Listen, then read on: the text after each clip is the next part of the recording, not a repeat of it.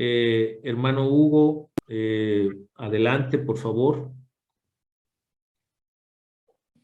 Gracias, Paco. Pues, hermanos, muy buenas noches. Sean todos bienvenidos a esta segunda plática con el Cisobo Cabrera sobre el Estado mexicano. Y bueno, antes de iniciar nuestra plática, haremos nuestra oración y le pediría yo a nuestro diputado de Estado, Jesús Reinaldo, si fuera tan amable de hacer la oración inicial.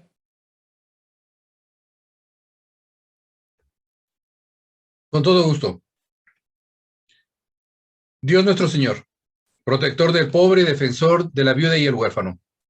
Tú llamaste a tu sacerdote, el beato Michael McGivney, a ser un apóstol de la vida familiar cristiana y a dirigir a los jóvenes al generoso servicio de su prójimo. Haz que por medio del ejemplo de su vida y virtud podamos seguir a tu Hijo Jesucristo más estrechamente, cumpliendo tu mandamiento de amor y haciendo crecer su cuerpo que es la Iglesia. Que la inspiración de tu siervo nos lleve a una mayor confianza en tu amor, para que podamos continuar su obra de cuidar al necesitado y olvidado. Humildemente te pedimos que glorifiques al beato Michael McGivney en la tierra, de acuerdo a los designios de tu santa voluntad. Por su intercesión, concédenos el favor que te suplicamos. Por los frutos de esta reunión, por nuestro amado país que se encuentra en este momento en una gran prueba, especialmente en el ámbito político, y por todos los niños que pudieran ser no nacidos. Por Cristo nuestro Señor. Amén. En el nombre del Padre, del Hijo y del Espíritu Santo. Amén. Amén. Viva Jesús.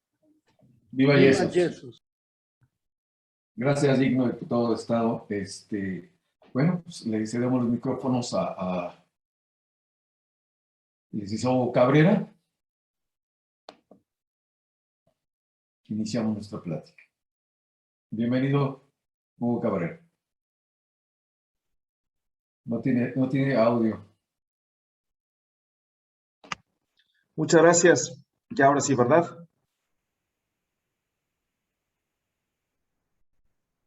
Muchas gracias. Muy buenas noches. Me da mucho gusto saludarlos a los que ya saludamos desde ayer, a los que nos acompañan desde ayer, a quienes hoy están por primera vez con nosotros de estos 2 días. Me da mucho gusto saludarlos desde Querétaro, agradeciendo de nuevo a quienes me hicieron el favor de convocar, de invitar, de ser partícipe de estas charlas que son importantes para cualquier ciudadano de nuestro país y más para quienes juegan un papel tan interesante dentro de la sociedad como son ustedes. Les reitero mi respeto y mi agradecimiento. Entonces, muchas gracias a mi tocayo, a Hugo Jurado, a Paco Sainz, al señor Jesús Reinaldo y también a Jesús Emanuel García, que fue, como lo decía anoche, el enlace con los primeros que mencioné.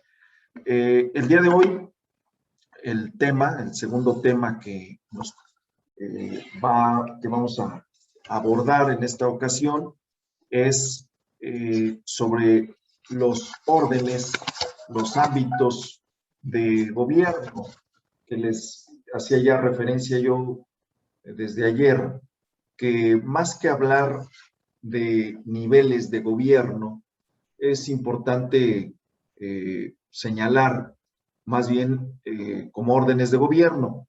Pero antes de entrar en materia, yo quisiera compartirles, anoche después de la plática con ustedes, hubo la posibilidad de hacer una especie de retroalimentación con Paco y me gustaría comentarles esas diosidencias, dirían algunos amigos, esas coincidencias de la vida, que no es casual el que esté yo aquí, siendo originario del municipio de Colón, Querétaro, como ya algunos escucharon, no sé cuántos sean, ayer no estuvieron y hoy están por primera vez. Para quienes desde ayer lo escucharon o ya tenían el referente, bueno, les comento que soy de Colón, Querétaro, el único municipio en el país que se llama Colón. Hoy que vamos a ver los ámbitos de gobierno, por lo menos que yo tenga conocimiento, ningún otro municipio en México lleva el nombre de Colón, pero también dentro de esas felices coincidencias que platicaba anoche con Paco, le decía que el nombre que tenía mi municipio en el siglo XIX era el de Tolimanejo. Para quienes somos queretanos de toda la vida o queretanos por adopción o tenemos alguna información de Querétaro, el nombre de Tolimanejo es porque formábamos parte, Colón ha tenido 2 etapas de ser municipio libre, y en ese momento, hasta 1923, en donde, por cierto, mi abuelo participa como diputado al Congreso del Estado, promoviendo que Colón fuera municipio libre, y, independizándose de Tolimán, pero en 1882, y aquí también refiero un dato histórico, político muy interesante, de que nuestro país, ayer que hablábamos de autocracias y que hablábamos de algunos aspectos de la forma en que se organiza la administración pública, hablábamos de centralización, este concepto que a veces lo hemos utilizado mucho, decir es que el gobierno está muy centralizado. Imagínense ustedes que para el cambio de nombre del municipio, tenían que solicitar la autorización al presidente de la República, no al Congreso local, como hoy puede ocurrir en la cotidianeidad. Hoy un municipio, la creación de un nuevo municipio, la desaparición de un municipio, el nombre que se pueda modificar a la entidad federativa o al municipio, solamente es competencia del Congreso local y de los ayuntamientos, porque es una reforma constitucional local. Pero en ese entonces, 1882, año en que se funda la organización de los Caballeros de Colón, de acuerdo a lo que me decía Paco, es el año precisamente en que cambia el nombre de Tolimanejo a Colón, 1882. Y la razón histórica y económica, demográfica, por la que cambia, porque también no fue una cuestión casual, es primero porque se acercaban los 400 años del descubrimiento de América, 10 años antes, y la actividad económica predominante de los pobladores de mi pueblo, de mis antepasados, de quienes habitaron Colón en el siglo XIX, era la misma actividad económica, me refiero a la elaboración de artículos de lana, como ocurría en Quinto, Génova, Italia, el lugar, la cuna de Cristóbal Colón. Entonces, la gente de Tolimanejo se dedicaba a esa actividad. Por eso solicitaron que se cambiara el nombre, insisto, acercándose a los 400 años del descubrimiento de América, y después 100 años más, ya les decía yo que tengo el orgullo y la satisfacción de haber sido presidente municipal en 1992, del 91 al 94, y de haber sacado el mayor provecho para la gente de mi municipio como presidente municipal, pues precisamente teniendo el orgullo de llevar el nombre de Cristóbal Colón, de que nuestro gentilicio es colonense. Entonces, pues son las cuestiones que vale la pena hacer un alto en el camino, una reflexión y entender esas señales que a veces nos pone Dios, que nos pone el destino. Entonces hoy, pues me da mucho gusto en esta segunda sesión estar con ustedes y ver que hay un elemento más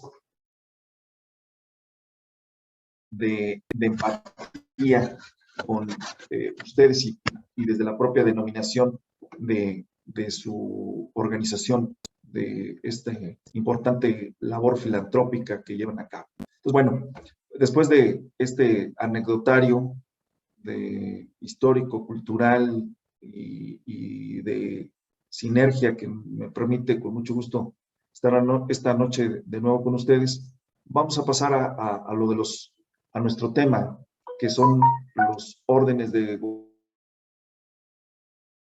gobierno. Y ya les decía yo que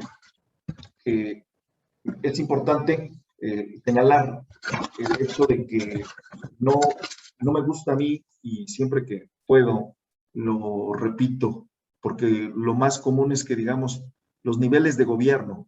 el nivel de gobierno federal, el nivel de gobierno estatal, el nivel de gobierno municipal. Porque hablar de nivel de gobierno es hablar de subordinación, perdón, es hablar de jerarquías, es hablar de que un nivel está por encima de otro. Lo que ocurre es, al final de cuentas, es que efectivamente el ámbito federal pues, tiene una competencia para todo el país, el Estado en la entidad federativa correspondiente y el municipio, que es el ámbito de competencia más cercano, el ámbito de competencia que tienen todos nosotros los mexicanos. Anteriormente, la excepción era la Ciudad de México, pero anoche hacía mención yo que precisamente la Ciudad de México ya tiene otra naturaleza jurídica, perdón, ya no es la Ciudad de México la jefatura o la regencia, como antes era. Acuérdense que la máxima autoridad en la Ciudad de México era determinado, designado por el presidente de la República, y era la figura del regente, el regente del departamento del Distrito Federal, era el nombre correcto de la máxima autoridad. Después ya hubo modificaciones y hoy en día el jefe de gobierno de la Ciudad de México, que no tiene todavía la denominación de gobernador, pero sí jefe de gobierno, y la Ciudad de México tiene hoy una condición muy semejante a las entidades federativas. Tiene un Congreso del Estado, tiene para su división territorial 16 alcaldías. Bueno, pues hoy podemos hablar de que en todo el país se vive esa vida pública. No sé si aquí en este grupo haya algunos que estén presentes, que sean oriundos o que tengan una relación con Tlaxcala, o con Puebla. Hay por ahí como eco. A ver, ¿ya me escuchan bien? Sí, ya te escuchamos bien. Correcto, gracias. Les decía que si hay a lo mejor dentro de nuestro auditorio gente de Puebla o de Tlaxcala, y si no, pues a lo mejor habrán escuchado. ¿Por qué refiero a estas entidades federativas? Porque en estas entidades federativas se ha constituido desde hace algunos años lo que los teóricos de estos temas le conocen como el cuarto nivel, así lo conocen, aunque yo sigo insistiendo, cuarto ámbito de gobierno, que es la comunidad concreta, y hay presidencias municipales auxiliares. Incluso Tlaxcala, que es un estado muy pequeño, una entidad federativa muy pequeña, de hecho junto con Colima son las más pequeñas de nuestro país, las entidades más pequeñas, tienen una cantidad enorme, se ha atomizado, digamos, guardadas las proporciones, pues está tan atomizado como Oaxaca, que tiene 560 municipios. Entonces, y aquí vale la pena también darles una información adicional, por si alguien de esta audiencia quisiera abundar sobre el tema.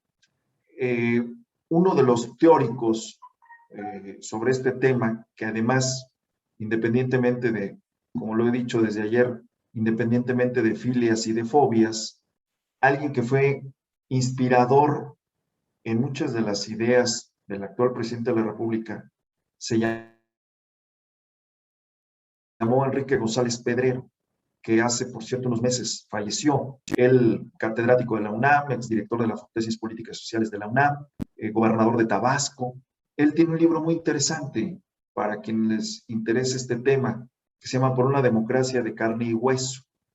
Ahí hace un recuento y hace un planteamiento de lo que hoy por eso les digo, es inspirador, más allá de filias o fobias, para entender. Finalmente estamos en un ejercicio teórico, académico, de reflexión sobre algo que Enrique González Pedrero plantea en su libro, que se llama Centros Integradores de Desarrollo, y que no es otra cosa que comunidades estratégicamente ubicados en los municipios, en las entidades federativas, que se les dota de una serie de cosas. Hoy lo vemos en esa aspiración de que haya bancos de bienestar para que ahí se dispersen los apoyos a los distintos grupos sociales. Entonces, Puebla y Tlaxcala, hubo un gobernador en Tlaxcala, Antonio Álvarez Lima, que fue muy, digamos, en esa sintonía, y que cuando fue gobernador de Tlaxcala, incursionó mucho en esto que estoy comentando.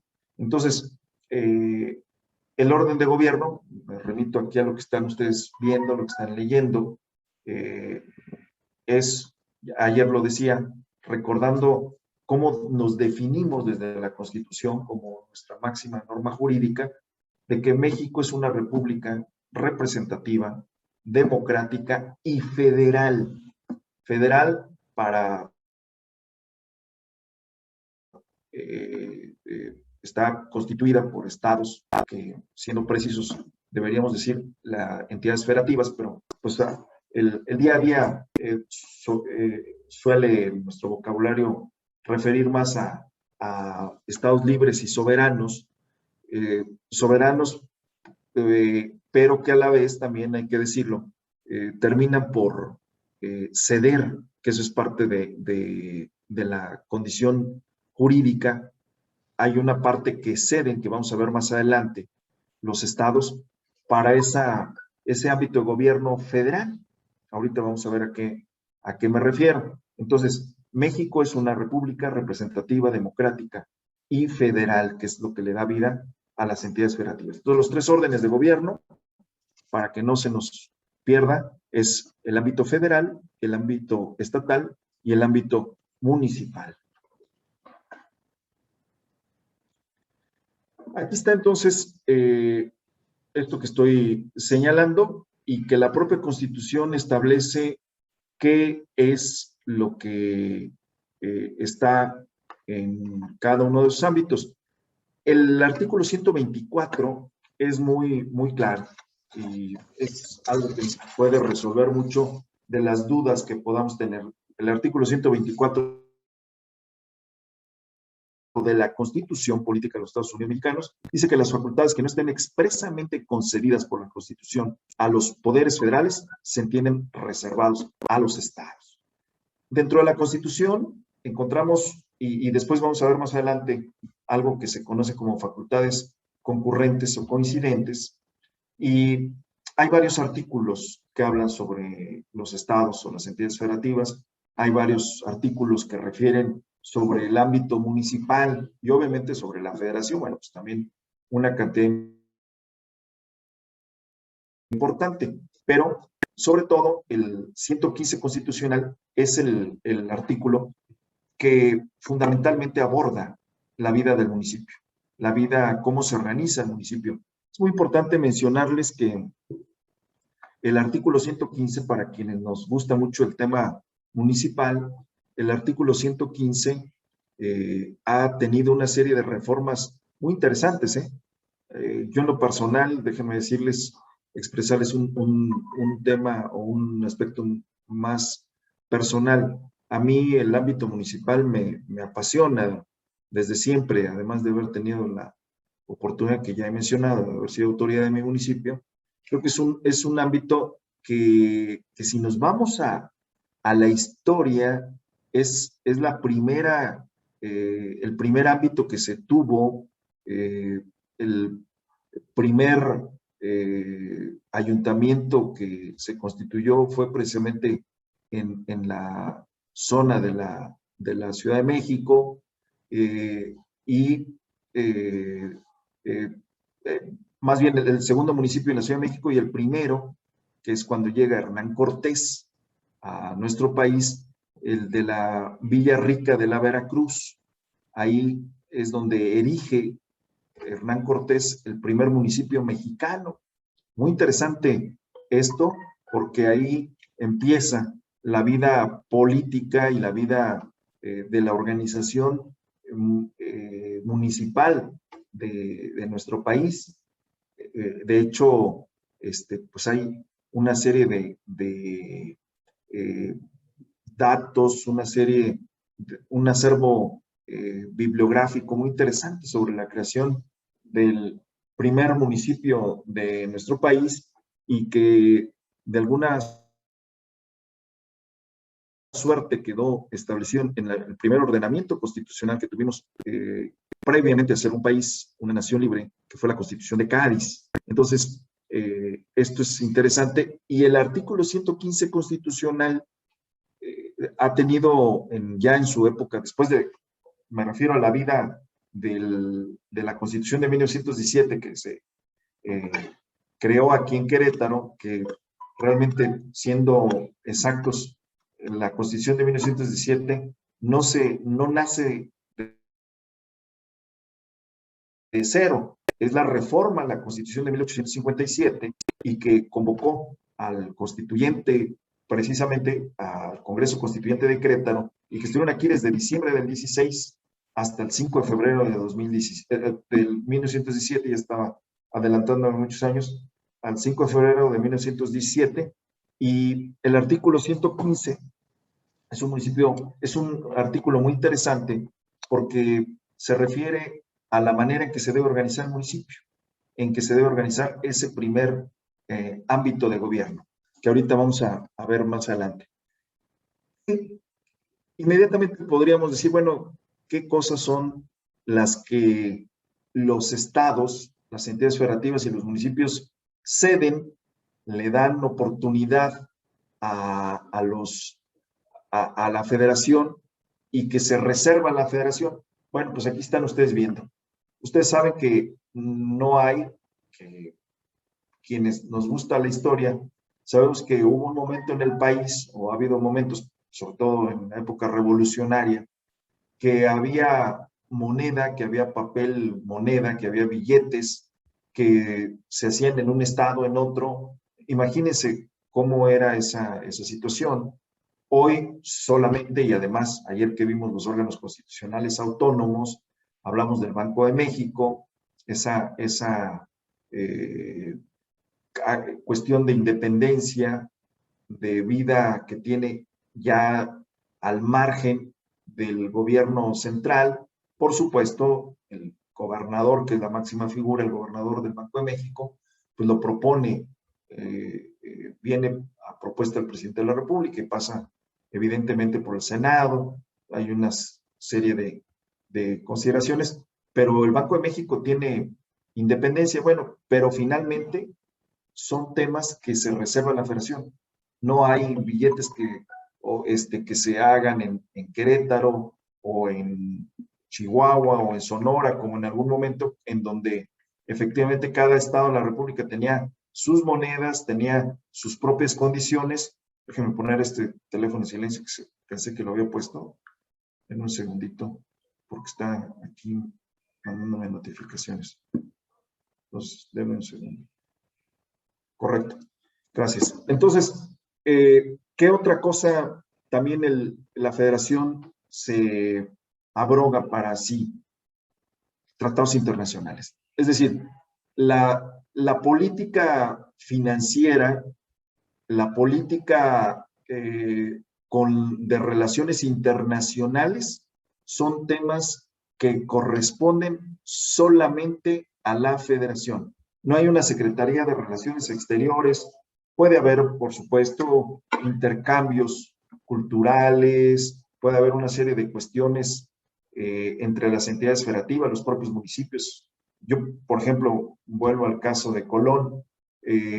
Yo dejé todo listo para que se hermanara Colón con Quinto Génova, Italia. De hecho, decía Paco anoche que en esos 3 años que fui presidente municipal, el 12 de octubre del 92, del 91, 92 y 93, porque yo salí el 30 de septiembre del 94, ya no me tocó el 12 de octubre del 94, por supuesto, pero los 3 años el embajador de Italia en México estuvo en Colón.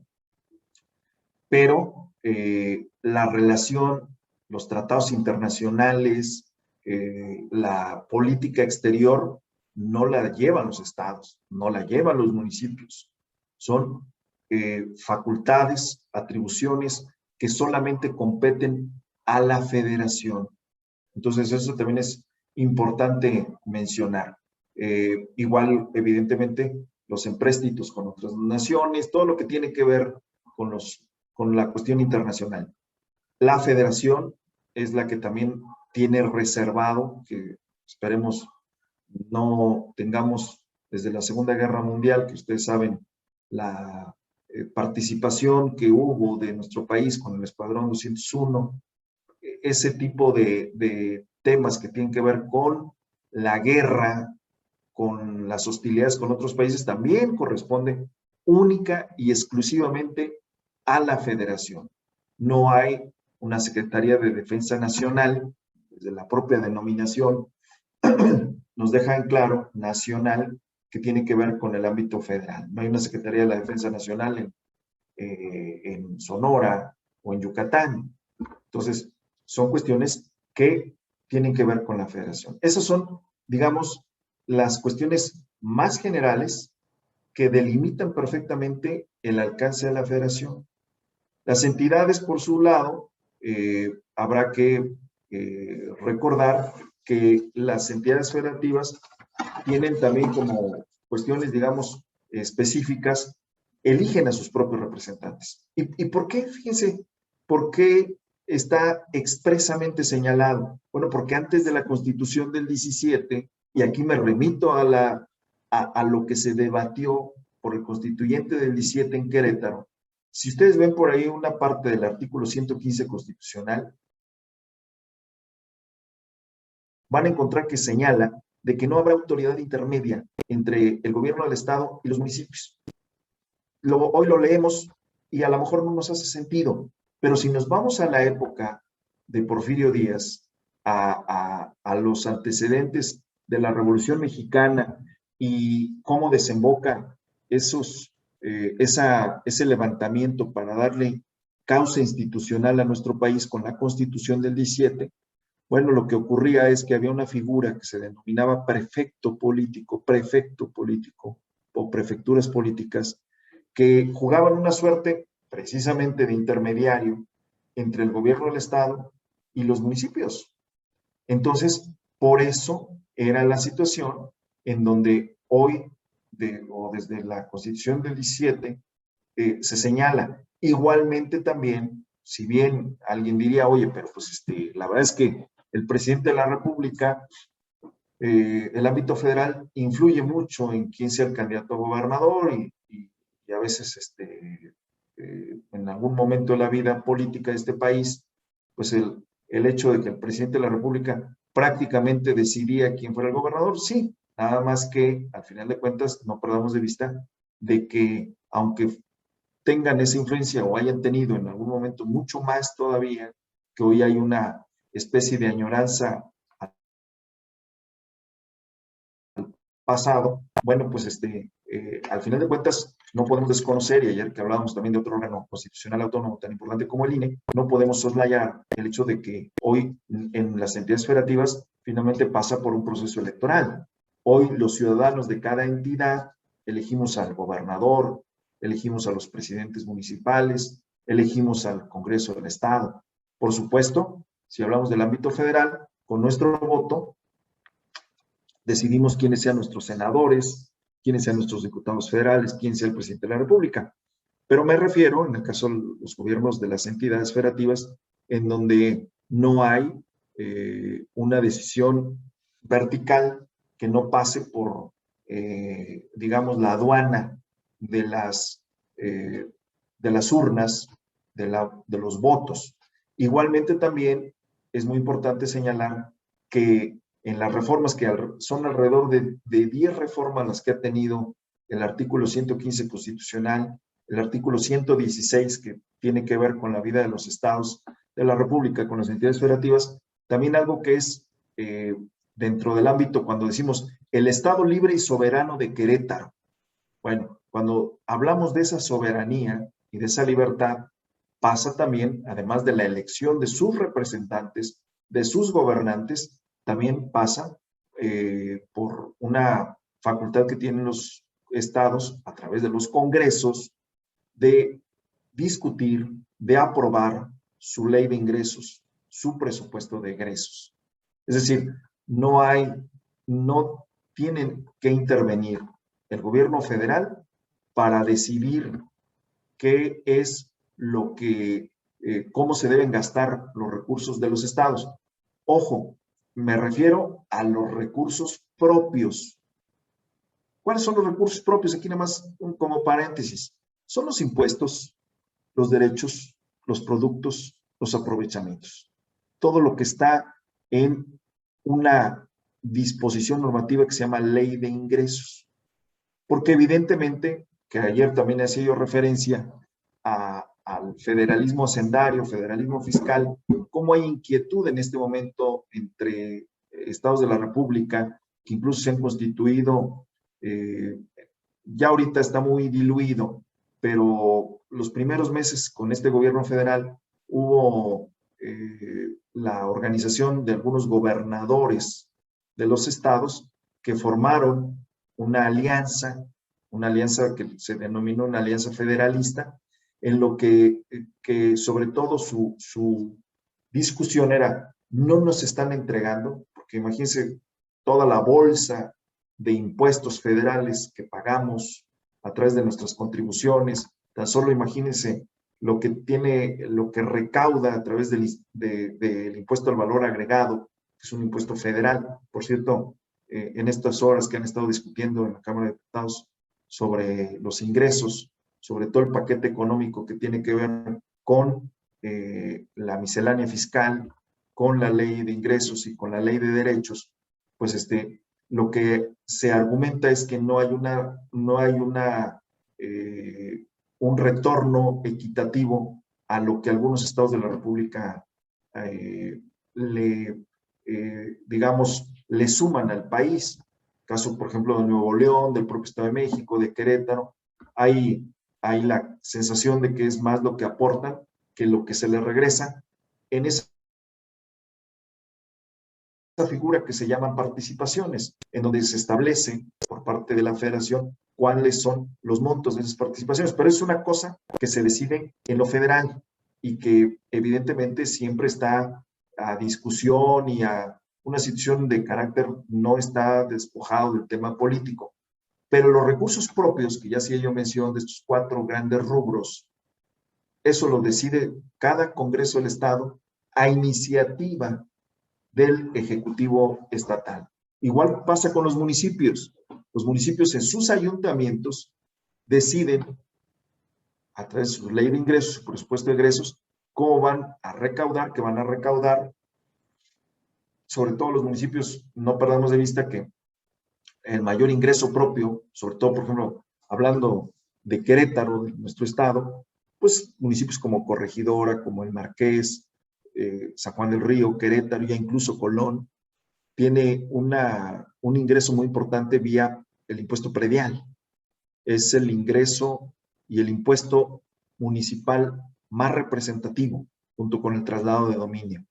Son los ingresos más importantes que recaudan los municipios y que también tienen ellos, acuérdense que también se habla, y esto desde la propia Constitución del 17, se acuña el concepto de municipio libre.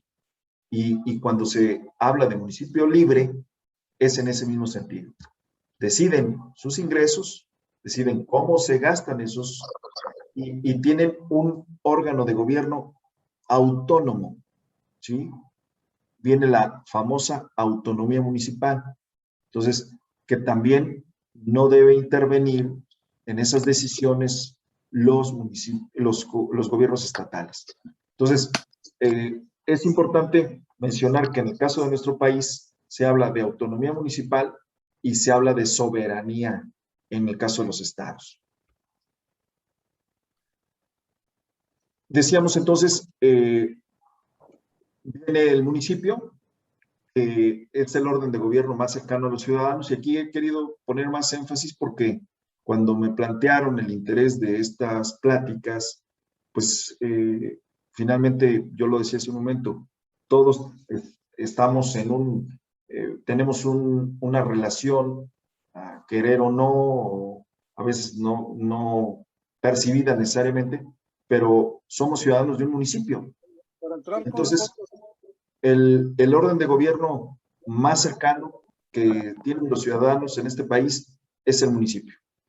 Ya he mencionado el artículo 115 constitucional, y está gobernado por un ayuntamiento que es un órgano colegiado, deliberativo, es un órgano plural. Anteriormente eran ayuntamientos con un presidente municipal y un par de regidores. Cada estado, cada entidad federativa, hace un rato que hablaban de que hay en este auditorio algunos personas, algunos de ustedes que son de Guanajuato, que son de Jalisco. Cada entidad federativa tiene en su propia constitución, en su propia ley orgánica municipal, pues la forma en que, y en las propias leyes electorales, desde ahí está señalado cuántos síndicos, cuántos regidores, cómo llegan esos regidores, cómo llegan esos síndicos. En el caso de nuestro estado, en Querétaro, hay un presidente o presidenta municipal, hay un par de sindicaturas y regidurías que depende también, no es lo mismo el municipio de Arroyo Seco o de San Joaquín que el ayuntamiento de Querétaro, que es el más poblado, porque esto va en función del número de habitantes que existen en cada municipio. Esto hablo, obviamente no es lo mismo un estado que otro, pero al final de cuentas las figuras son genéricas. En todos los casos, hay estas figuras: presidente municipal, sindicaturas, regidurías. Hay estados de la República que manejan la figura, por ejemplo, de presidente municipal sustituto, que hay una especie de vicepresidente municipal, que tienen algunas facultades que están de alguna manera matizadas, pero ojo, no pueden salirse de lo que está establecido en el 115 constitucional, que tiene un ámbito de competencia para todo el país. Les decía también desde anoche, y había además el comentario, pregunta sobre mi opinión respecto a la reelección, esto que es relativamente novedoso, porque acuérdense que una bandera que fue muy importante y que se aplicó o que se aplicaba para todo, y que incluso en algunos lugares de nuestro país cuesta mucho trabajo que la gente hoy le dé vuelta a aquella página que incluso cuando íbamos a los primeros años de nuestra formación en la primaria, en la secundaria, siempre se hablaba de ese postulado maderista de sufragio efectivo, no reelección. Entonces, en nuestro país hay una tradición difícil de cambiar, pero que hoy constitucionalmente, legalmente está aceptado, que es la reelección. En el caso de los ayuntamientos y en el caso de Querétaro, pues evidentemente no, la reelección es por un periodo más. Es decir, no puede haber un ayuntamiento que diga, pues aquí me quedo, por lo menos la reelección inmediata, considerando, por supuesto, que, como desde anoche lo comentamos, no hay una reelección, no hay una situación donde diga, bueno, ¿saben qué? Pues me quedo otros 3 años y no medie una elección. Tiene que pedir licencia esa autoridad municipal, pedir licencia al cargo que tiene, postularse, presentarse en una campaña, ya sea de manera independiente, caso, por ejemplo, hablando de Querétaro, el actual presidente municipal de Tequisquiapan, que en algún momento militó en el PRI, en el 2018 ganó la presidencia municipal por la vía independiente. Ahorita en el 2021 pidió licencia con los vías que establece la propia ley para estar fuera del cargo, y se presentó en la campaña en Tequisquiapan y volvió a ganar sin un partido político, como candidato independiente. Entonces, se pueden por supuesto, se pueden reelegir un periodo más. Si dejan pasar un periodo, pueden volver a reelegirse otros 6 años, claro que sí. Lo que sí es consecutivo, no se puede más allá de 2 periodos. Eso es, digamos, la particularidad del caso de las autoridades municipales. ¿Cuáles son? Esto también, si bien está planteado para Querétaro, no es diferente, tal vez cambie el numeral, tal vez cambie alguna denominación, pero al final de cuentas, si alguien, como decíamos hace un momento, hay quienes nos hacen el favor de estar presentes en la vida virtual de esta plática desde Guanajuato, creo que ayer había alguien de Yucatán, de Jalisco, del estado que sea, de la entidad federativa que sea, finalmente van a encontrar que hay una situación que es reiterada. ¿Por qué? Porque la ley orgánica municipal, que es de carácter estatal, para que no nos vayamos a confundir, ley, ¿quiénes formulan leyes? Esto también es importante. ¿Quiénes formulan leyes? Los diputados en el ámbito federal, los congresos estatales para el ámbito estatal y municipal. Los ayuntamientos no legislan. Hay una facultad que le llaman los teóricos cuasi legislativa, es decir, casi legislativa, pero que no puede un ayuntamiento, volviendo al caso Querétaro, no puede el ayuntamiento de Pedro Escobedo generar una disposición normativa que sea aplicable en San Juan del Río. El Congreso del Estado de Jalisco legisla para todos los municipios de Jalisco, el Congreso de Querétaro para todos los municipios de Querétaro. Entonces, pero, ¿cuál es el punto de partida? De nuevo, es el artículo 115 constitucional. Acuérdense que anoche les decía que hay un principio fundamental en la vida jurídica de todo país que se jacte de ser un Estado de Derecho, que es el principio de supremacía constitucional. Es decir, todo finalmente tiene que estar subordinado a la Constitución. Y si el artículo 115 constitucional establece cuáles son esos alcances de los municipios, pues ahí encontramos lo que ustedes están leyendo en este momento. Los servicios públicos. Caso, por ejemplo, de Querétaro, el primer concepto, agua potable. En Querétaro solamente hay un municipio que tiene municipalizado el agua. ¿Qué significa esto? Que en cualquier momento cualquier municipio puede determinar a través de un convenio de coordinación con el Estado y decir, el servicio de agua potable y alcantarillado y saneamiento corre por cuenta mía. En el estado de Querétaro solamente San Juan del Río es el único municipio que tiene municipalizado a través de una junta de agua potable y alcantarillado que se llama JAPAM, que es un caso, digamos, en Querétaro es un caso ya prácticamente de excepción, porque en la generalidad de nuestro país, el tema del agua lo presta directamente el municipio. ¿Por qué? Porque está además así establecido en el 115 constitucional. Aquí en Querétaro, digamos, con todos sus asegúnes, podríamos decir que ha funcionado bien la manera en que está a través de una comisión estatal. Pero en cualquier momento, un municipio, a través de una disposición de su órgano de gobierno, que es el ayuntamiento, podría decir, ¿saben qué? Municipalizamos el agua. Agua potable, alcantarillado, drenaje, alumbrado público. Alumbrado público que no es lo mismo que introducción de energía eléctrica, ¿eh? Es decir, el municipio tiene la responsabilidad, ya sea a lo mejor concesionado, en el derecho administrativo de una figura que ustedes habrán escuchado que se llama concesión, que son que hay unas reglas muy claras para que la prestación de un servicio o de un bien que el gobierno en cualquiera de sus ámbitos, aquí estamos hablando del municipio, determina que para una mejor aplicación, para un mejor servicio, lo preste un particular, puede llevar a cabo esa concesión.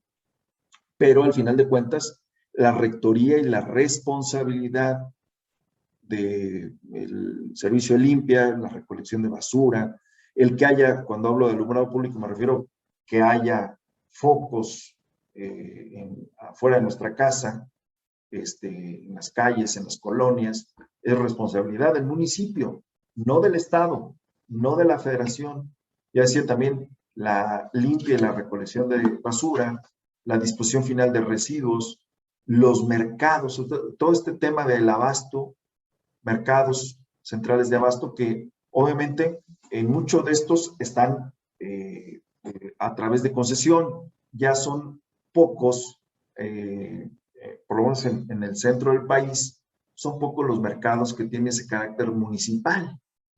Ya realmente los mercados son a través de figuras con asociaciones de comerciantes, quienes los tienen, ya no son directamente, pero lo que sí es muy importante es que el 115 constitucional faculta, obliga a los municipios para que sean los responsables de estos centros de abasto. Los panteones, también obviamente diría alguien, no, pero hay unos panteones que son de particulares, es cierto, pero quienes los regulan en la cuestión del funcionamiento, aparte está el tema obviamente de salud y de algunos otros tipos de permisos, pero los panteones también es una cuestión que está en el ámbito de lo municipal, todo lo que tiene que ver con calles, parques, jardines, el equipamiento urbano, corresponde a los municipios. La seguridad pública, que ahorita vamos a referir también, que el caso de las facultades o de las competencias coincidentes, bueno, seguridad pública es un tema, por eso vemos que hay una policía municipal, es el responsable en ese territorio. Los municipios también tienen que expedir sus planes de desarrollo urbano. Ya decíamos hace un momento, la ley de ingresos, el presupuesto de egresos, que es una responsabilidad del municipio, remitir la cuenta pública a la entidad. Hay entidades federativas, Estado de la República, que pueden tener otra denominación, pero que al final de cuentas, en caso, por ejemplo, de Querétaro, se llama Entidad Superior de Fiscalización del Estado, que no es otra cosa que un órgano técnico que depende de los congresos estatales, pero que son los que revisan la cuenta pública de los recursos públicos que gastan los estados y los municipios. Los recursos federales también hay que deslindar.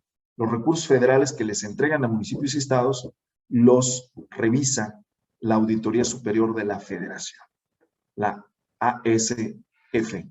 Y en el caso de las entidades federativas están estos que están aquí señalados como parte de los derechos, de las obligaciones, de las responsabilidades que tienen los municipios. Conocer las solicitudes de licencia de sus propios integrantes, es decir, si un regidor, un síndico, un presidente municipal,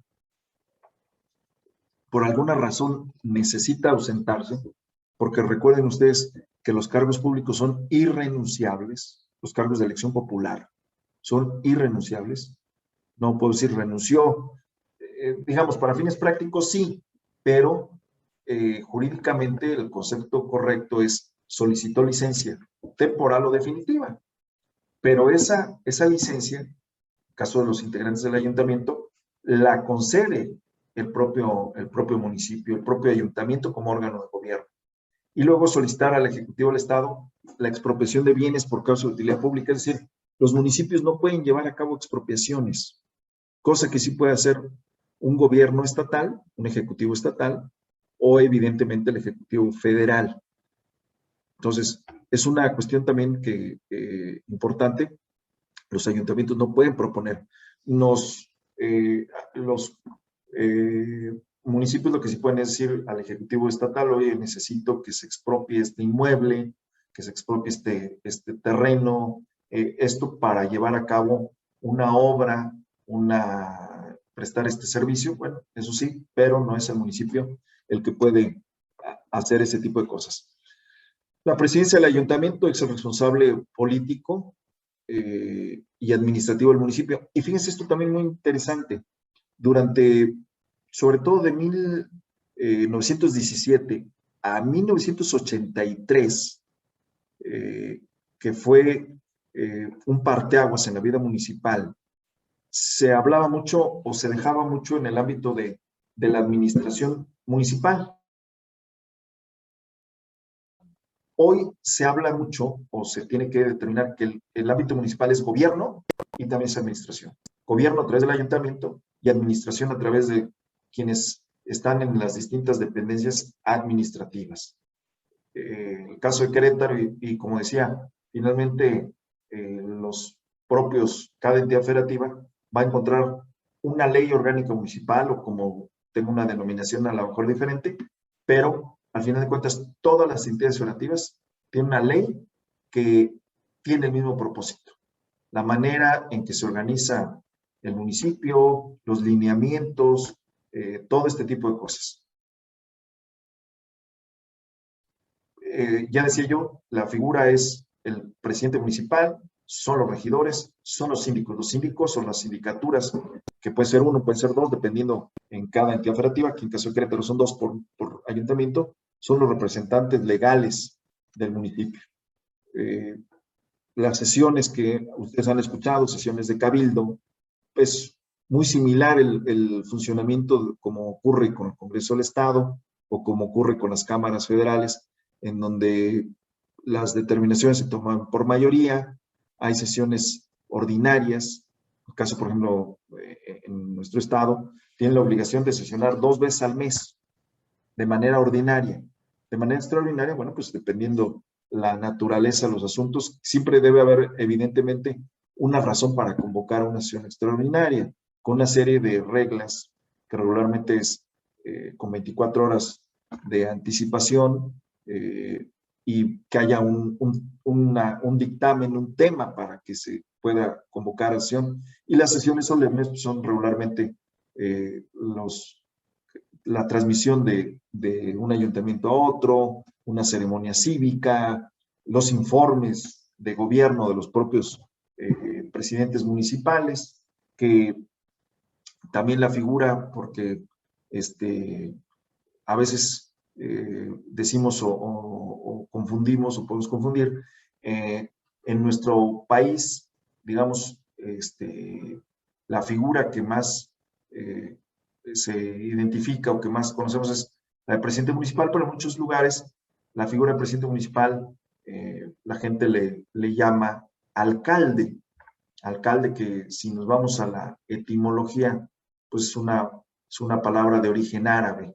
Ustedes saben perfectamente que en nuestro lenguaje, por esa influencia que ayer hablábamos de los romanos, de los españoles, también el tiempo que estuvo España bajo la influencia de los moros, de los árabes, pues todas las palabras que utilizamos en nuestro lenguaje con el inicio de al son de origen árabe. Entonces la figura de alcalde nos remite a esa influencia y esa ascendencia que tenemos con la vida árabe por la presencia en España. Entonces, pero importante señalar también que pues digamos, nosotros, en el caso de la Ciudad de México, sí está determinado que esos ayuntamientos, la figura, el máximo representante es el alcalde. Nosotros tenemos presidentes municipales.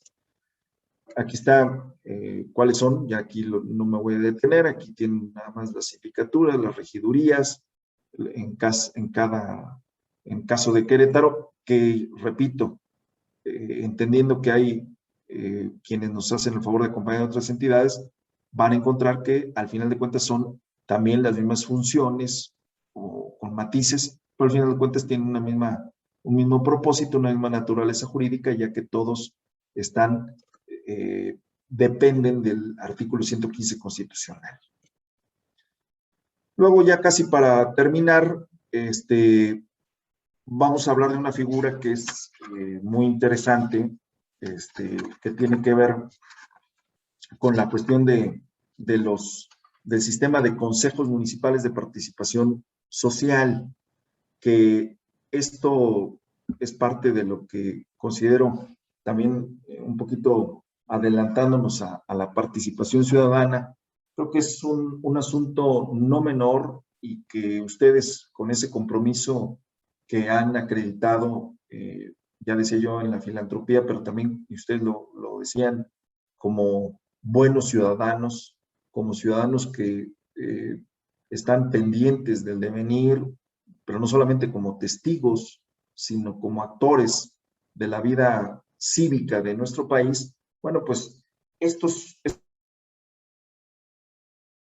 consejos municipales de participación social es una válvula muy importante que debería, yo veo hoy en términos generales en el país, y no es la excepción Querétaro, en donde están como dormidos estos consejos municipales de participación social.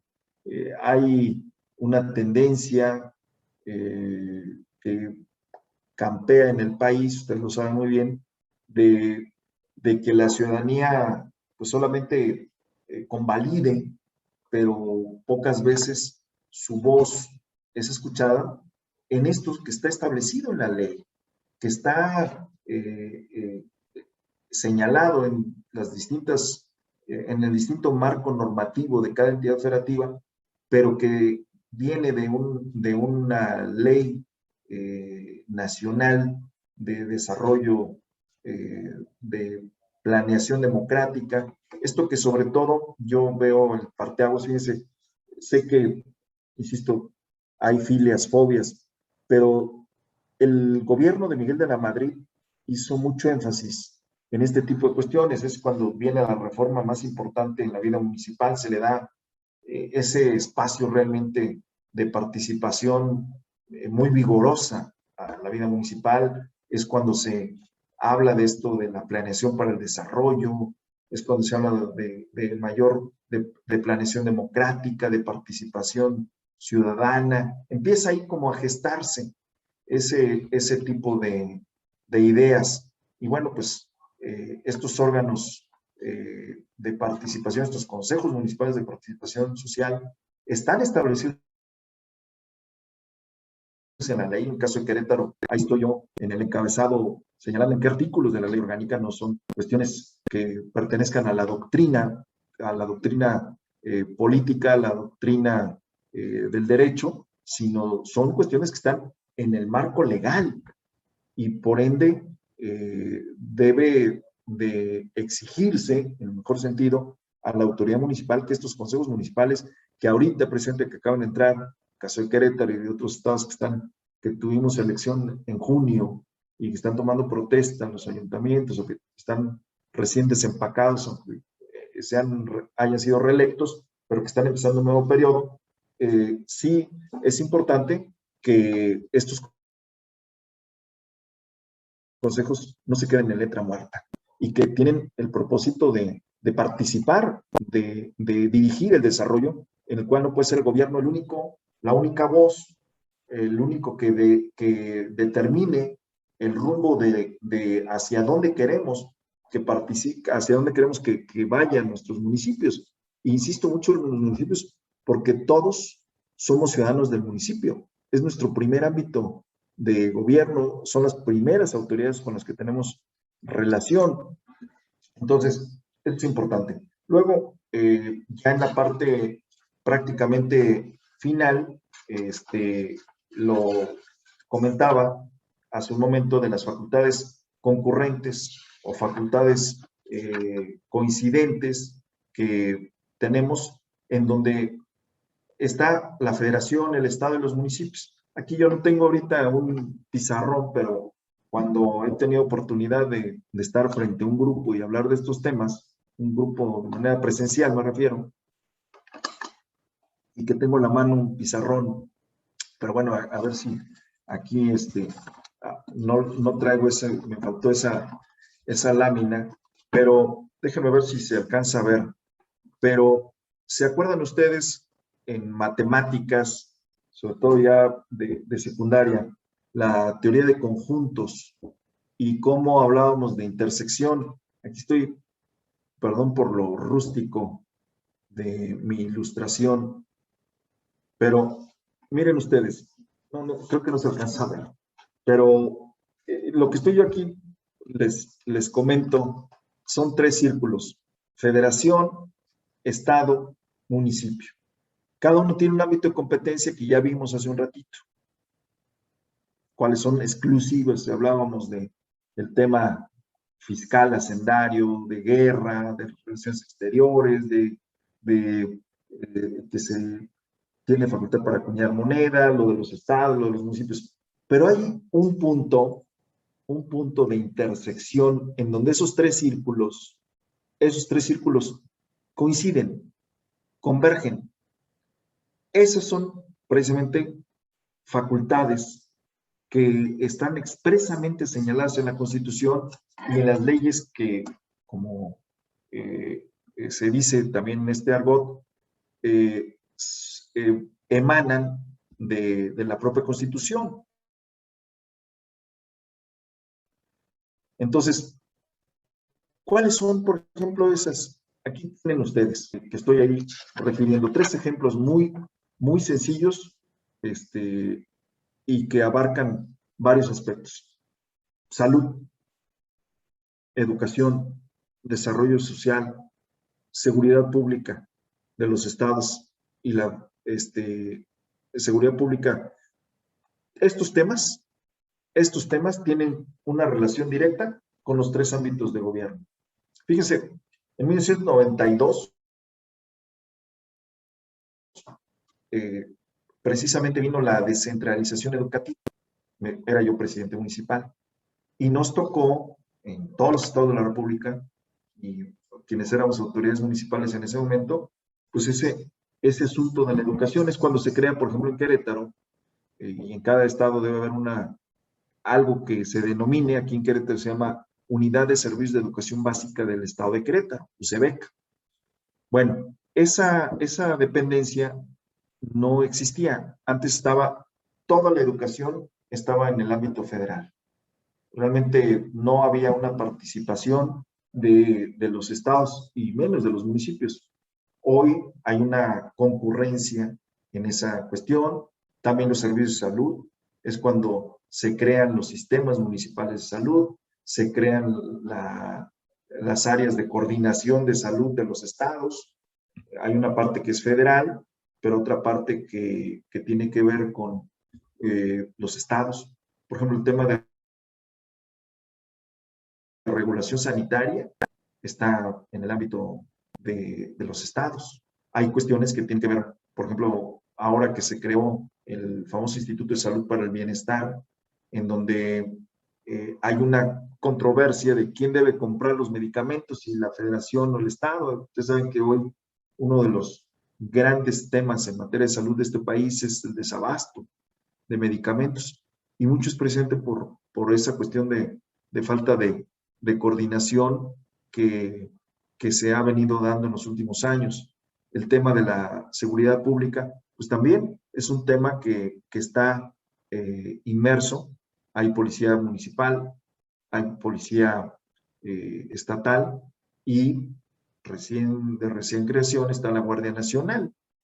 Entonces, pero hay operativos, ustedes saben, en materia de seguridad, en donde participan los 3 ámbitos de gobierno. Entonces, está esta cuestión. En materia de educación, como ustedes están escuchando, el tema de los libros de texto gratuito, incluso está aquí en Querétaro, la Comisión Nacional de Libros de Texto Gratuito, ahí en la autopista México-Querétaro, bajando en dirección a la Ciudad de México, después de Conín, antes de llegar a Colorado, está a mano derecha, está precisamente donde se hacen los libros de texto gratuito, el CONALITEG, que es un tema que compete a la federación, pero la distribución de esos libros de texto gratuito pues corresponden a los estados y a los propios municipios, que lleguen hasta las manos de los estudiantes de educación básica. Entonces, son estos aspectos. Puede haber algún otro que no lo esté ahorita señalando, que sea más particular, pero ejemplos muy, muy palpables son estos que estoy mencionando. Salud, educación, desarrollo social, seguridad pública, que tienen que ver con esas facultades concurrentes. Hay en materia de seguridad, pues aquí están viendo ustedes el tema, incluso ustedes saben que hay esa delimitación, de decir, son delitos federales que los tiene que perseguir e investigar la Fiscalía General de la República, y otros que son del orden común y que esos corresponden a las fiscalías estatales, incluso a veces con el concurso de la policía municipal, pero sobre todo la policía municipal pues tiene como dentro de su responsabilidad cuando alguien violenta las disposiciones reglamentarias. Porque eso es, cuando hablaba yo hace un momento de las facultades o de la facultad cuasi legislativa, se refiere fundamentalmente a la facultad reglamentaria. Los gobiernos municipales tienen esa facultad de llevar a cabo, de elaborar reglamentos. Hay uno sobre todo muy importante que sería, algunos lo consideran una especie de una constitución para cada municipio, que se llama el bando de policía y buen gobierno, que seguramente han escuchado, o bando de policía y gobierno municipal, entendiendo policía no como la corporación policíaca, sino policía desde el más amplio sentido de la etimología griega de la polis, o sea, polis, que es ciudad. Entonces, el bando de la ciudad y del buen gobierno. Eso es a lo que se refiere cuando... Y son conceptos que vienen, bueno, desde, obviamente, de nuestra tradición del derecho español, como ayer mismo hacía mención, y a su vez del derecho romano.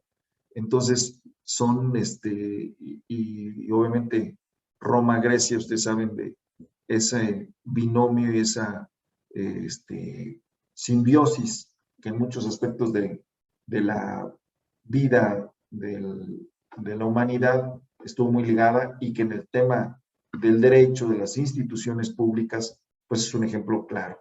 Entonces, bueno, aquí están ejemplos de esas facultades concurrentes que podría yo decir, bueno, a mayor coordinación, a mayor sincronía entre los tres órdenes de gobierno, quien sale ganando es el ciudadano.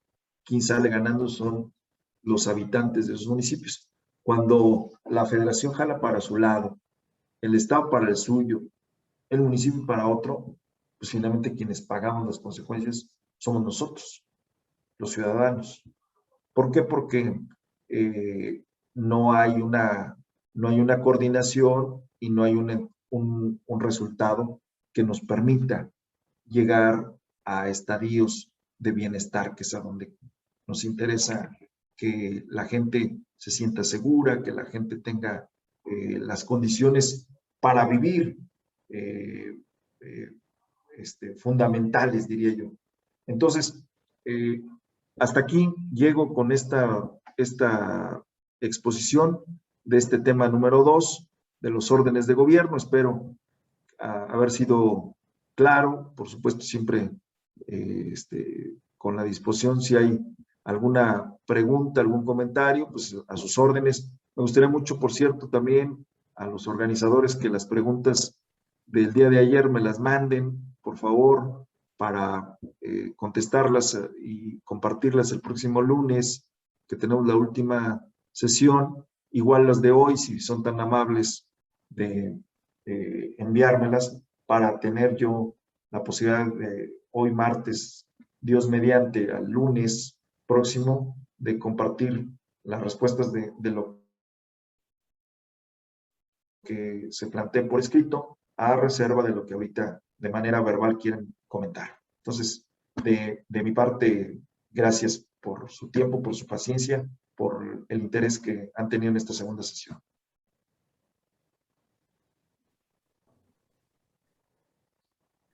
Gracias, licenciado Hugo Cabrera.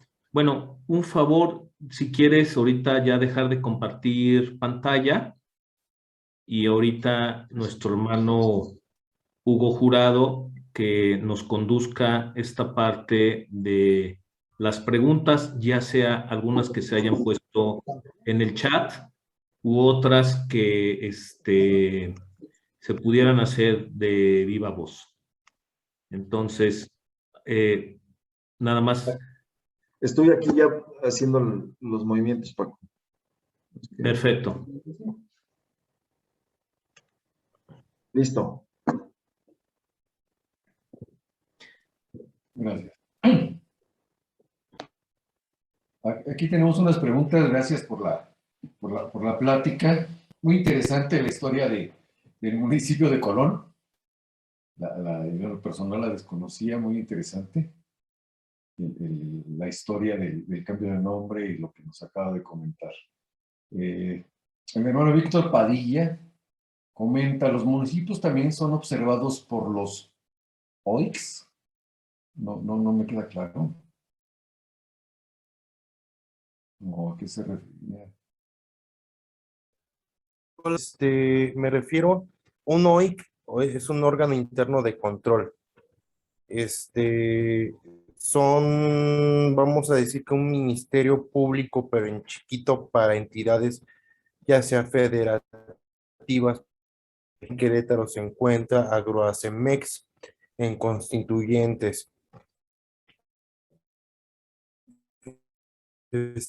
Órgano se dedica a checar la buena conducta de los servidores públicos en cada una de las áreas que ésta pertenece. En este caso, perdón, mi pregunta, si nada más los órganos internos de control para las instituciones de gobierno federal, como es el caso de Agroacemex,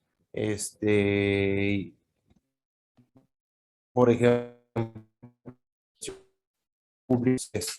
o Universidad Nacional Autónoma de México, o también tiene que ver, o se puede aplicar para los estados y municipios.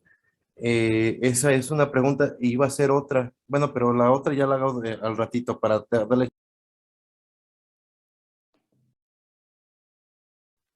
Sí, con mucho gusto.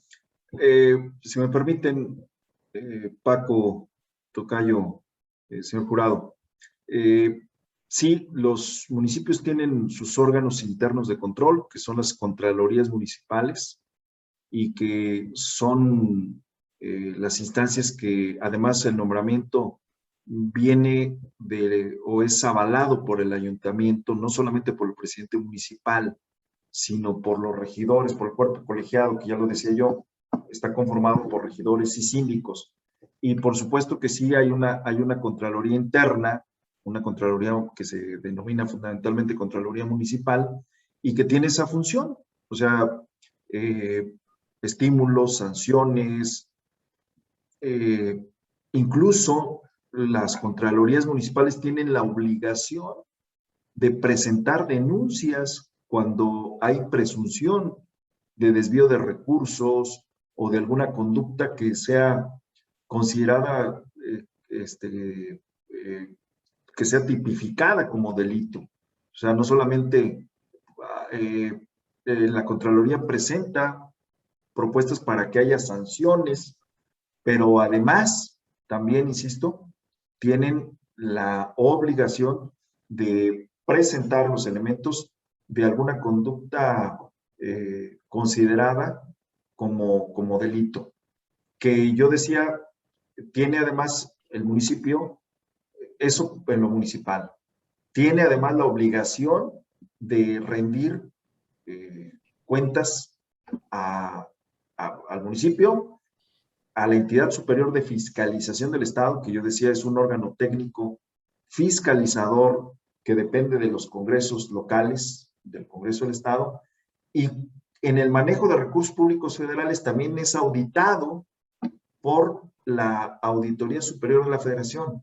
Es decir, en estricto sentido, el municipio o el gobierno de un municipio, la administración de un municipio, hay tres instancias, tres responsables de verificar el buen manejo de los recursos públicos. Muchísimas gracias por su respuesta.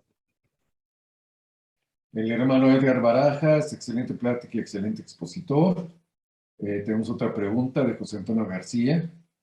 Dice, ¿cómo surgen los municipios y qué hay de cierto que los municipios se forman con el pacto de los generales? A ver, si me repiten la pregunta, sobre todo la segunda parte, no entendí muy bien. ¿Pacto de qué? Me gustaría saber cómo surgen los municipios y qué hay de cierto que los municipios se forman con el pacto de los generales. Bueno, a ver, la primera parte, cada entidad federativa, pero también está esto señalado en el artículo 115 constitucional. Les decía yo, y ponía el caso de Colón, Querétaro, que para la creación de un municipio en 1882, pues pasó por el tema de que directamente el presidente de la República decidía sobre la creación de un municipio. El 115 establece que los congresos estatales, es una facultad de los congresos estatales, ahí no entendí eso de los generales, pero sí puedo decir que son los congresos de los estados los que deciden la creación, la desaparición de un municipio por alguna razón. También los congresos estatales son los que señalan sobre la destitución o la suspensión o revocación de un integrante del ayuntamiento. Esto pasa por el Congreso estatal, previo también el caso del ayuntamiento, pero en lo que se refiere a creación de nuevos municipios, finalmente tiene que ser una reforma constitucional, no es nada más la creación de decir, a ver, el Congreso decide, no, sino es una reforma constitucional en donde se toma en cuenta la opinión del municipio del que va a desprenderse. Pensando, por ejemplo, en la creación de un nuevo municipio, tendría que pasar aquí en Querétaro, por ejemplo. Voy a poner un ejemplo que me ha tocado verlo de cerca desde 2003, 2006, que fui diputado local la primera vez. Hay una intención, los que no son de aquí en Querétaro, entonces deben ubicar muy bien esta zona de Querétaro, que es Santa Rosa Jáuregui. Santa Rosa Jáuregui perdió su condición de municipio libre. Fue durante mucho tiempo municipio libre. Y desde alrededor de 1930 dejó de ser municipio libre y pertenece al municipio de Querétaro. Y tiene una población importantísima. Incluso, fíjense, les doy un dato aquí también interesante que poco conocemos de Querétaro. La ley que en el Congreso del Estado, este último que participé 2018-2021, que fue la 59 legislatura o 59ª legislatura, logramos una ley para la atención de las migraciones. El municipio de Querétaro, tiene la mayor captación de remesas del estado de Querétaro. No es Jalpa, no es la Sierra Gorda, no es Cadereyta, no es Amialco, no es Huimilpa. El municipio de Querétaro, el año pasado, con COVID, los habitantes oriundos del municipio de Querétaro que están en los Estados Unidos enviaron aquí al municipio de Querétaro alrededor de $240 millones el año pasado. El segundo municipio es San Juan del Río. ¿Por qué lo menciono? Bueno, porque la mayor parte de esos paisanos del municipio de Querétaro son oriundos de Santa Rosa Jáuregui. Santa Rosa Jáuregui tiene un buen rato que está peleando su municipalización. Ahí se contrasta. Juriquilla pertenece formalmente a la delegación de Santa Rosa Jáuregui, pero comunidades rurales, Juriquilla, que es digamos, para los que somos de aquí, para quienes no son de aquí, es un ícono de una colonia, de una zona económicamente muy importante, tanto habitacional como centro de negocios, comercial, pero también en Santa Rosa Jáuregui hay unas comunidades rurales con un alto grado de marginación y ejemplo de ello es el nivel de migración que sale de esa zona hacia los Estados Unidos. Entonces, ¿qué pasa, por ejemplo? Para que se creara, y lo pongo en un ejemplo muy concreto, para que se constituya un nuevo municipio, se requiere un estudio socioeconómico, un estudio político, socioeconómico, bien documentado, de por qué si tiene las condiciones para ser municipio, por supuesto que las tiene, ¿eh? En el caso de Santa Rosa, tiene más de 40,000, alrededor de 60,000 habitantes, tiene como 40 comunidades, tiene ingresos propios que estarían por encima de por lo menos 6 municipios del estado. Todos los municipios tienen menos ingresos, los municipios, por ejemplo, de la Sierra Gorda, si lo vemos de manera individual. Pero requiere también la opinión del municipio de donde se va a desprender.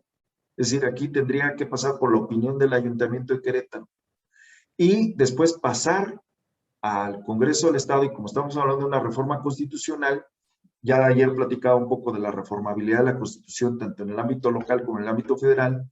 En lo local se requerirían las 2/3 partes de los integrantes o de los presentes del Congreso del Estado, y además se requiere la mayoría de los ayuntamientos del Estado, que también tendrían que decir sí que se municipalice Santa Rosa Jauregui.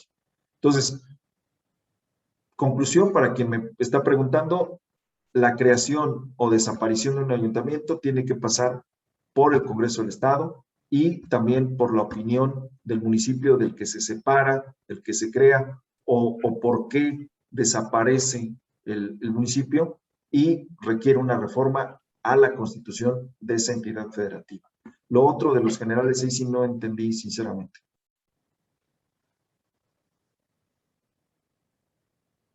Ok, gracias. Tenemos aquí a Bernardo Kelasi Oviedo, levantó la mano, no sé si quiere hacer una pregunta. Sí, hermano, sí me escucho, aquí estoy. Sí.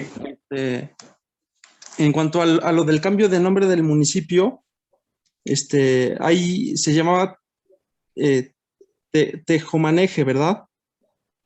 Tolimanejo. Tolimanejo, ok.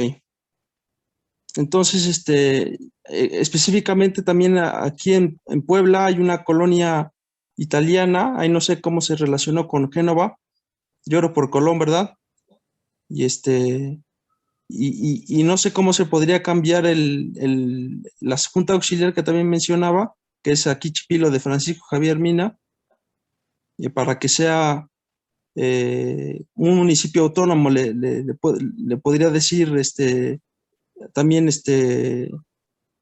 los Chipiloc, antes era la zona del Chipiloc, pero no sé cómo se consiguió que se cambiara era Junta Auxiliar, yo supongo, a municipio. O el nombre nada más cambió, ¿verdad? Sí, también el nombre, la denominación también tiene que ser autorizada cuando se trata de un municipio por el Congreso del Estado. Cuando se trata de una localidad que forma parte de un municipio, pues es el ayuntamiento el que puede cambiar. Por ejemplo, pongo otro caso, en Colón durante muchos años, una localidad que está cerca del Cerro del Zamorano, Sí. que es una de las zonas más altas que tiene el estado de Querétaro y que está precisamente en Colón. Durante muchos años se llamó Las Calabazas, y el nombre hoy, desde hace ya varios años, se llama Ejido Patria. El nombre de esta localidad, pues solamente fue competencia del ayuntamiento, no tuvo que pasar por el Congreso del Estado. Y el caso de la creación de un municipio, sí tiene que ser de esta manera, que es precisamente lo que yo decía al principio, que bueno que hay poblanos en esta plática, porque Puebla y Tlaxcala son de los estados junto con Oaxaca que más municipios se han creado. Algunos podrían decir que incluso ha habido un proceso, digamos, guardadas las proporciones de balcanización de la vida municipal de esos estados. Imagínense, Oaxaca, 560 municipios, Puebla tiene alrededor de 200 y fracción. Por cierto, iba a estar en Chignahuapan, yo este sábado pasado que me invitaron, hubo cambio de autoridades municipales en Puebla, y me hizo favor de invitar. Ya no pude ir porque lo cambiaron de horario y era ya muy tarde el sábado en Chignahuapan, pero a lo que voy es, efectivamente, la denominación es, compete a los congresos estatales. Y cuando decías del caso de italianos, inmediatamente asocié, lo dijiste, de Chipilo, que es un ejemplo claro de una presencia italiana muy importante en nuestro país y en esa parte, en ese bello estado que es Puebla. Está bien, maestro. Gracias. Gustavo Díaz nos pregunta cómo podría comentar o explicar por qué y cómo surge la figura de primera dama en todos los ámbitos de gobierno y si tienen facultades. Pues ha sido una situación ahí de tradición, no hay la figura, no encontramos en ninguna ley, mucho menos en ninguna constitución local, en disposiciones reglamentarias, esta figura de primera dama ha sido un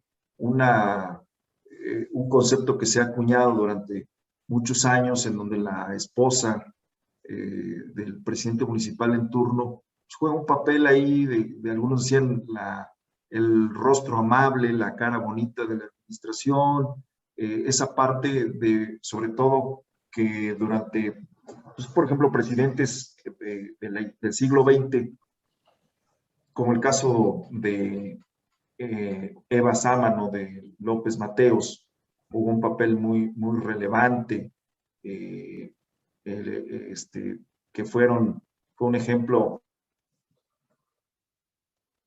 de una compañera, o doña Esther Zuno de Echeverría, con todo el folclore político que incluso ilustra un escritor mexicano como Luis Espota, sobre la cuestión de esa participación o de la forma, el estilo personal de gobernar, como también diría otro clásico de la política mexicana y de la literatura mexicana, de la literatura política mexicana, y no existe esa figura. Ahorita, precisamente, si ustedes se meten en algunas noticias, hoy está en una situación de controversia el papel que quiere que asuma el nuevo gobernador de Nuevo León, su esposa, que incluso le están creando todo un aparato burocrático, administrativo, y que además pretenden que tenga una oficina al lado del propio gobernador y que deje o que asuma algunas funciones que trascienden a las que regularmente hace la figura de presidenta también honorífica, que llevan a cabo en muchos casos la pareja, la esposa del presidente municipal o del gobernador, a través de estos sistemas del desarrollo para la integración de la familia, que en algún momento se llamó también Instituto para la Protección de la Infancia, el INPI, que es el antecedente de los DIF, pero no hay una figura. Incluso en los últimos años, por ejemplo, hoy la esposa del actual presidente de la República rechazó que se le señalara como primera dama, que ella rechazaba ese calificativo, ese concepto, ¿no? Entonces, diríamos que está en una situación ahí de debate permanente cuál es el papel que debe jugar la esposa, porque no hay una realidad. En 1992, precisamente, también le platicaba a Paco que a raíz de este tema de Colón, Querétaro, fui invitado a un congreso iberoamericano de municipios a Valladolid, España, y es una realidad muy diferente desde ese entonces en España. Por ejemplo, la esposa de los alcaldes, de las autoridades municipales, no tiene ninguna participación realmente, más que en algunos casos de carácter social, pero no tiene una participación como la que aquí en México se les ha dado, que podríamos analizar a nivel nacional o a nivel de los presidentes de la República. Pues ha habido de todo, igual que los gobernadores, hay algunas muy participativas y otras que están muy al margen, ¿no? Pero, en conclusión, no hay la figura de primera dama, es una tradición más que se le ha dado en la vida social de nuestro país. Gracias. José Mauricio Mena García dice, buenas noches. Si el artículo 115 constitucional establece la autonomía de un ayuntamiento, ¿por qué en la ley de coordinación fiscal imponen la obligatoriedad de contribuir con impuestos o recursos al Estado o Federación, y luego ellos asignan partidas presupuestales de menor cantidad significativa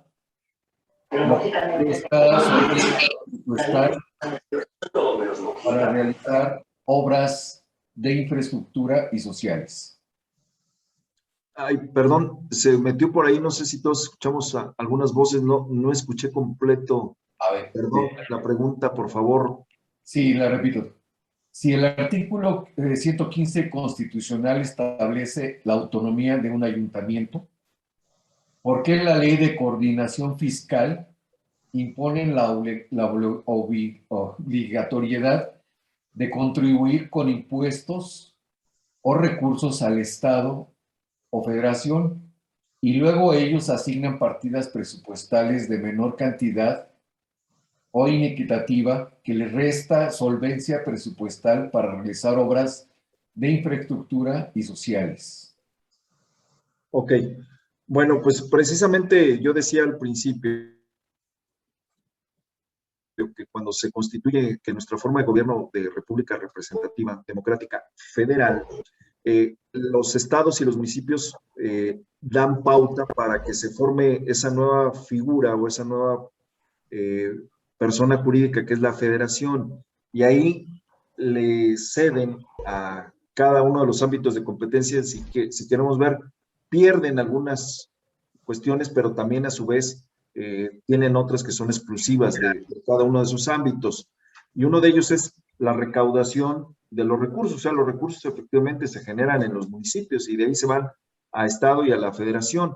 Y les hablaba también de ese replanteamiento que en los últimos años se ha estado señalando de manera recurrente, de que los municipios, los estados no reciben, o por lo menos muchos de ellos, hay una inequidad. Hay algunos que recaudan menos y tienen más participación. La respuesta, sobre todo, está para las autoridades hacendarias y de desarrollo social. La justificación es que hay estados que tienen un rezago mayor y que requieren mayor ingresos o mayores participaciones federales y estatales. Obviamente, aquí vendría un debate también hasta ideológico, ¿no? Porque podría decir, bueno, pues estás formando clientelas, como ayer hablábamos también, clientelas políticas, de gente que realmente le interesa no salir de su condición para recibir más recursos y no salir de esa condición de pobreza que les limitaría a encontrar o a tener esos recursos. También algo que en lo administrativo, en los últimos años, digamos la parte, una consecuencia de esas reformas a la vida municipal, a darles mayor libertad a los municipios, también ha sido en la manera en que distribuyen su gasto público, porque hoy vemos que hay municipios, la mayoría de los municipios tienen una dependencia enorme en las participaciones. Es decir, vemos que en la práctica muchos municipios no quieren enfrentar el desgaste, entre comillas, desgaste, de incrementar los impuestos. Es antipopular, pero también, obviamente, hay una cultura en nuestro país muy, muy extendida de decir, ¿por qué voy a pagar más impuestos si no los aplican en lo que debe ser? Entonces viene un círculo vicioso.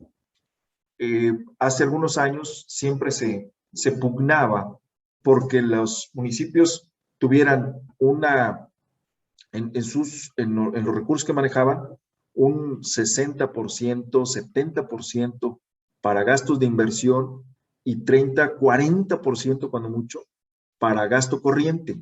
Hoy vemos en la realidad que muchos municipios, además de malos recaudadores, malos administradores, están también teniendo un desfase, porque el 80% lo llevan a gasto corriente, que son servicios personales, que es todo lo el tema de la administración de nóminas, de gasolinas, de gastos de representación, todo este tipo de cosas. Y apenas 20 o 30%, en el mejor de los casos, lo invierten para el gasto de inversión, es decir, para obras, para servicios. Que aquí viene también en esta situación de qué es mejor, porque dicen, pues mira, ¿para qué me desgasto? De todos modos me van a llegar las participaciones federales. Yo no me meto con la recaudación, mejor yo aquí quedo bien con la gente, no le incremento ningún impuesto, producto, derecho a aprovechamiento, recibo los recursos federales y de todas maneras, pues con lo que me manden, con eso es con lo que hago. Entonces, hay una situación que se requiere realmente un cambio estructural, así lo veo yo.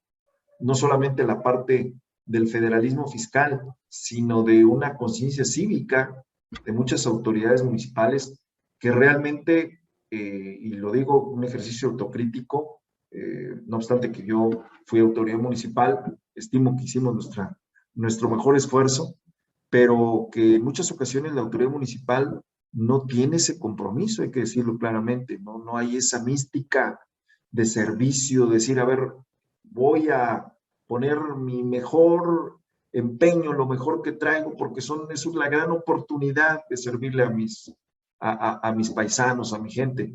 No todo el mundo piensa así. Y por eso vemos pues cada exceso en la vida municipal, por eso vemos una serie de autoridades municipales que la verdad dejan mucho que desear, sinceramente, por su actuación. Muchos han terminado con que se les ha fincado responsabilidad de carácter jurídico porque precisamente han hecho una malversación de recursos, un mal uso de esos recursos cuando tuvieron la oportunidad histórica de servirle a su municipio. Pero sí existe ese debate, que es lo que decía yo, de ese nuevo federalismo fiscal que sí se tendría que revisar muy bien, pero también aparejado a decir, a ver, ¿quieres más recursos, estados, municipios? Correcto, pero vamos también a recordar cuál es el ámbito de competencia que tú tienes, cuáles son las obligaciones que tú tienes, porque pues no nada más es pedir y pedir dinero, sino también mayor transparencia, mayor rendición de cuentas y mayor eficiencia. Ok, muchas gracias. Tenemos otras preguntas aquí. Carlos de la Torre comentaba de la autocrática participación del gobierno. Ahorita vivimos un desquiciamiento a los 3 niveles. ¿Cuál es tu opinión en nuestro actuar como caballeros de Colón? Si quiero entender eso aparte. Pues yo creo que sí, yo lo acabo de mencionar, necesitamos cambios estructurales, necesitamos que haya pues una situación de mayor conciencia desde la elección de las autoridades. Por eso, qué bueno que una organización como la de ustedes esté interesada en estos temas que lamentablemente hay que decirlo, es una máxima que se ha extendido de que cada pueblo tiene el gobierno que merece. Entonces, tristemente, por supuesto que podríamos decir, bueno, yo no merezco este gobierno, pero cuando ha sido elegido por la mayoría, pues finalmente decía el propio Aristóteles que la democracia, en pocas palabras, pues era la menos peor de las formas de gobierno. Entonces, al final de cuentas, la línea que hoy tenemos en este país y en muchos países entre el llamado populismo y la democracia es una línea muy delgada, a veces muy imperceptible, porque se apela permanentemente en el discurso oficial a que es una decisión popular y es una determinación de las mayorías y todo este tipo de cosas, pero a veces es una situación donde se está abusando del concepto de democracia, como que la democracia no puede quedarse solamente en la cuestión electoral, en la cuestión política. La democracia está señalada incluso en la propia Constitución, es un estilo de vida, y un estilo de vida que tiene que ser en la parte social, en la parte económica, en la participación ciudadana. Por eso yo felicito la iniciativa de ustedes de entrar en estos temas y ojalá los puedan replicar con todos quienes están formando esta gran organización con presencia en muchos países. En el caso de nuestro país, ojalá que estas células, que esta conciencia ciudadana despierte en todos lados y para empezar, pues tengamos mayor información para tomar las mejores decisiones, porque sí, tenemos que decir, tenemos problemas, tenemos lastres que venimos arrastrando. Mucho tiene que ver con nuestro nivel educativo. Alguna ocasión, en un foro de legisladores, en la anterior ocasión que fui diputado local, decía una muy connotada política de nuestro país,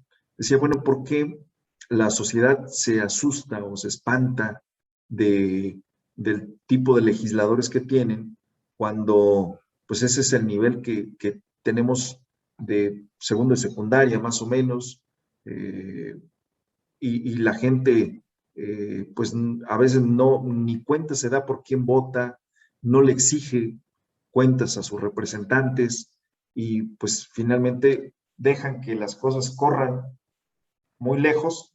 Cuando reaccionamos, pues a veces se han tomado medidas que a nadie nos conviene.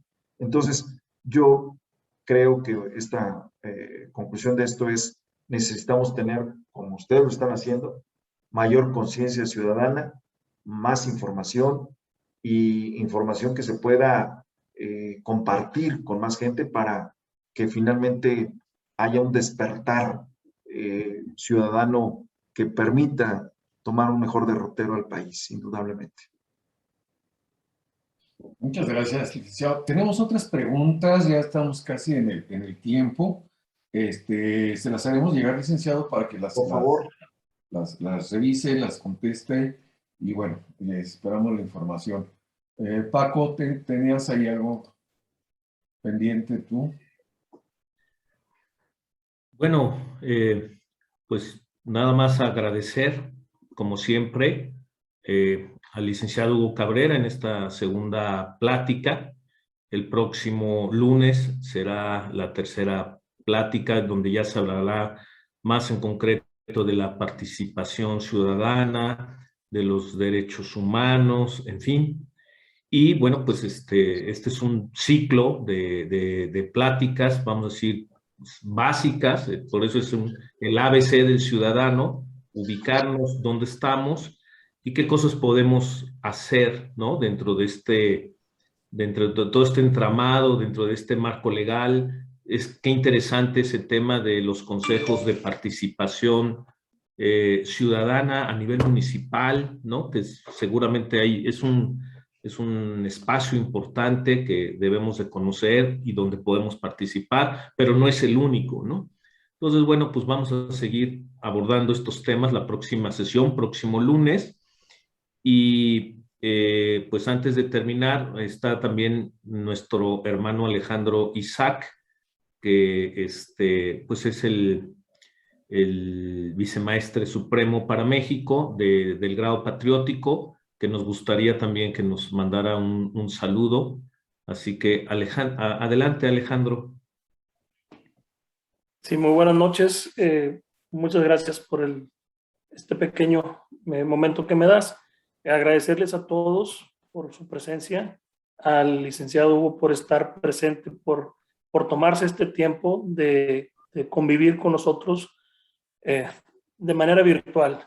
Pero qué bueno que se entera, que sabe, que conoce que hay personas, que nos preocupa lo que está pasando en la República, en nuestra patria, que nos preocupa conocer cómo defender nuestra posición. Yo voy a hablar por el cuarto grado de la orden, que es el grado patriótico. Nuestra organización no nos permite tocar a la política en los grados inferiores, primero, segundo y tercero, no así en el cuarto grado, nada más que no sea partidista. Esta preocupación es muy legítima y creo que este tipo de conferencias nos prepara para la batalla. Y la batalla es diaria, la batalla es defender los derechos como ciudadanos que tenemos. Si no conocemos o no conocíamos que la base del territorio está en el municipio y que ahí nace todo para poder ir escalando hacia la federación a través del estado y luego de las legislaturas de los estados y luego a la legislatura federal a través de nuestros representantes que deben de tener oficinas en cada una de las ciudades en las que están los distritos, obviamente. Bueno, pues ahí empieza, ¿no? Y la batalla ya comenzó con Caballeros de Colón manifestándose públicamente contra reglamentos y leyes a favor del aborto y nosotros en contra. Entonces ya hubo un primer round, por decirlo así. Creo que podemos seguir peleando, luchando, no con armas, sino con el conocimiento, con la verdad, con la razón que nos asiste como personas. Agradecerle a todos por estar aquí. Va a haber más ciclos de conferencias, como lo ha comentado Paco. Por lo pronto nos queda una más. Estas muy interesantes. Sé que se quedan algunas preguntas en el tablero. Ojalá nos pueda contestar, ya sea a través de el mismo mensaje en la próxima conferencia o en lo particular si nosotros hacemos llegar nuestros correos electrónicos. Y pues sería todo. Prácticamente es alentarlos a que sigamos firmes y que los que no son hermanos del cuarto grado de la orden, yo los invito a que ingresen al cuarto grado, que se interesen más. No solamente nos quedamos en la caridad, en la unidad, en la fraternidad, sino también en el patriotismo, en la defensa de todo aquello que tenga que ver con los principios legales, con los principios de nuestra iglesia y sobre todo, pues bueno, como caballeros de Colón, como señores caballeros, siempre firmes ante cualquier situación. Gracias, mis hermanos. Gracias. Muchas gracias, hermano Alejandro. Si les parece bien, tomamos la foto de grupo de esta sesión. La sesión ya se grabó también. Pedirles que sonrían, que se peinen los que puedan. Y bueno, y Que se quiten los ahorita lentes. también, ¿verdad? Para que no salga el flashazo. Luego, y ya que terminemos la foto, Hugo, ahí que algún hermano nos acompañe con la oración final. ¿Ok? Entonces, Paco, terminó de tomar la foto. Nuestro maestre, nuestro hermano Alejandro Isaac, hará la oración final. perfecto. Muy bien, entonces, pues nada más les pedimos que sean tan amables de sonreír.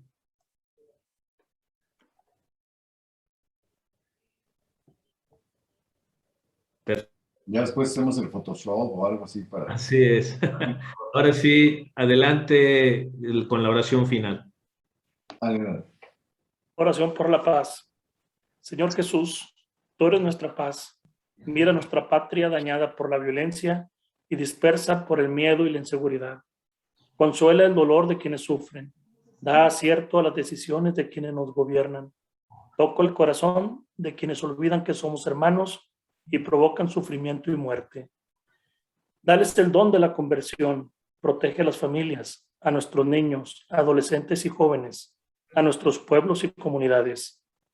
Y como discípulos misioneros tuyos, ciudadanos responsables, sepamos ser promotores de justicia y de paz, para que en ti, nuestro pueblo, tenga vida digna.